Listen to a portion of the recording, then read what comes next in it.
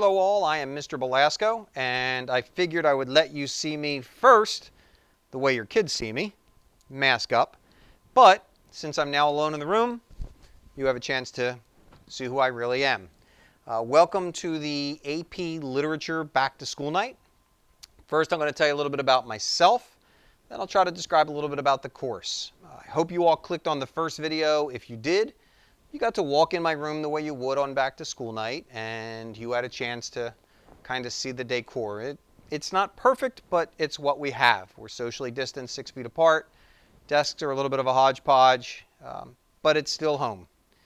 So I have been teaching at Lower Cape May Regional. This is my 25th year. Before I was here, I was teaching in Vineland. I taught in the high school, and then I taught in the middle school. Then I had a chance to come home. I live in West Cape May, and I have been an active part of this community for quite some time. For many of your students, it's wonderful. I've known them for going on 4 years. I've been their class advisor. I've gotten to share time with them. We started the year with a little bit of a sunrise breakfast on the beach, and now I get to have them in class. So a couple of things I'd like to go over about the class. AP Literature is just that. It's taking everything they did in 9th and 10th grade with the study of literature, short stories, plays, novels, and poetry, and it's taking what they did with their writing in junior year, and it's putting everything together into one package. So we really focus deeply on analysis, looking deeply at the meaning of literature, at what things are, and then writing about that. Similar to last year, we have an AP test. The AP test will be in May. It's about 3 hours long. They first sit down and they read some passages from short stories, short passages from a novel, and some poems. There's about 52 multiple choice questions. You can count yourselves very lucky. In years past, when Back to School Night was live and was in the classroom, one of the things that I used to like to give to parents was a sample. I didn't do it to torture you. I didn't do it to embarrass you. What I did was I wanted you to see that your students are taking a college level class. And in that, it is quite a challenge and it is quite stress filled. I will do everything I can this year to work them through it. I realize we have a dynamic where some of your kids are 100% virtual, and some of your children I am seeing just on that 1 day a week and then the 2 days at home. Keeping that in mind, you can log into Google Classroom. You can look at the Google Classroom through your kids. What I try to do is there's kind of two formats to that.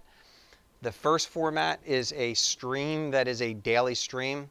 That gets my little quirky things, motivational videos, book recommendations, more of like a hallway conversation, more of a casual discussion. And then under classwork, you can see the assignments that we're doing daily. Your children should be writing every week. You should see them at some point. Either they always have the option they can handwrite and take a picture of it and upload it, or if they're more comfortable, they can type it and then upload the document. But you should see them doing some kind of writing every week from here on out. Either there'll be timed writings where I'll give them 40 to 45 minutes to do the writing. Normally, the way I'm doing that is on the period where your child is virtual.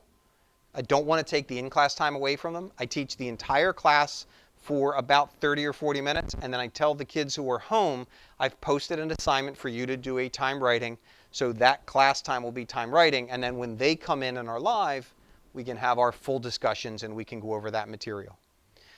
There's two other things that I really wanted to stress to you that aren't as much class related. The first thing, sometimes we forget about AP courses, and so many of your children took them last year.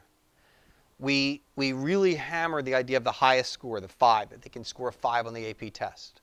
But the reality is they're taking an AP course as a junior in high school last year. So if they scored a 3, 4, or 5, you should give them a huge hug and congratulate them on being able to pass a college course 2 years early. And if by chance things didn't go their way, that day something was wrong, they didn't feel good, it just didn't click, the test was odd for them doing it at home and they didn't, they still did more than most students in this school, and they accepted the challenge of an AP course. You should be super proud of them for that as well. You can call me at school anytime. Probably the easiest way to get in contact with me, though, is email. My email is a little bit odd, so you can always click on the website. But if you simply remember, it's belascotj@lcmrschools.com. And I will get back to you if you email me within 24 hours. This year, more than ever, we're really going to need to work together. I'm going to tell you, as a teacher that's been teaching for 28 years, I'm doing my best to make the transition to virtual. I'm doing everything I can to try to keep everything on Google Classroom and keep everything working. But this is definitely brand new to me. I haven't felt like a first-year teacher in a long time, and I feel like a first-year teacher this year. So the last thing I want to tell you is I want to thank you for sharing your children with me. I look forward to a great year. They have already been fantastic. They're helping the transition extremely well. This is hard on them. You know, this is unique on all of us, and we are going to make the most of this year, and we will be successful together. So please reach out if you have any questions whatsoever. I'd be happy to answer them. Thanks, and have a great night. Thanks for coming to Back to School Night. Thanks for letting me introduce myself to you.